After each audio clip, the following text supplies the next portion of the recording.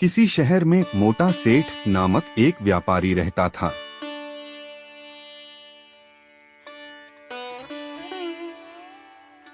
वह बहुत धनवान था, लेकिन उतना ही कंजूस और लालची भी था। वह हर चीज में मोलभाव करता।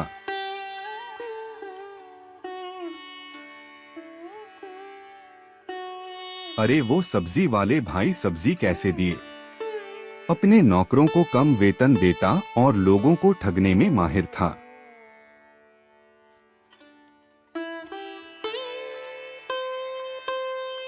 एक दिन शहर में एक संत आए। लोग उनकी बहुत इज्जत करते थे। मोटा सेठ को भी यह सुनकर जिज्ञासा हुई, लेकिन वह संतों पर विश्वास नहीं करता था। फिर भी वह उनके प्रवचन सुनने गया। संत कह रहे थे, सच्ची कमाई वही है जो दूसरों के काम आए। इंसान को केवल अपने लिए नहीं बल्कि समाज के लिए भी सोचना चाहिए। मोटा सेठ हंस पड़ा और बोला, महाराज, धन तो मेहनत से कमाया जाता है, यह दूसरों में बांटने की चीज नहीं है।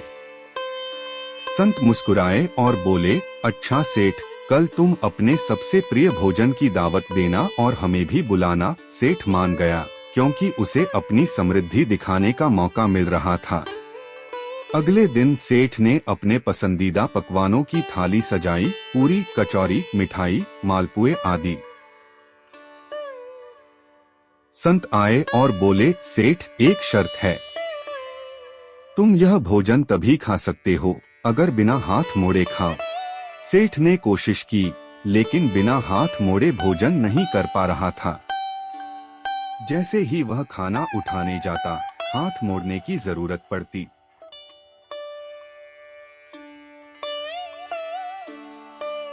संत मुस्कुराए और बोले, अगर तुम चाहो तो सामने बैठे व्यक्ति को अपने हाथों से खिला सकते हो। सेठ ने ऐसा किया और सामने वाले ने भी उसे खिलाया। अब सभी आराम से भोजन करने लगे। संत बोले, देखो सेठ, यही जीवन का सच है। जब हम दूसरों की मदद करते हैं तो हमें भी मदद मिलती है। धन भी ऐसा ही है, यदि इसे बांटोगे तो यह और बढ़ेगा, लेकिन यदि इसे केवल अपने लिए रखोगे तो किसी काम का नहीं रहेगा। मोटा सेठ को अपनी गलती का एहसास हुआ और उसने लालच छोड़कर समाज सेवा करने का प्रण लिया।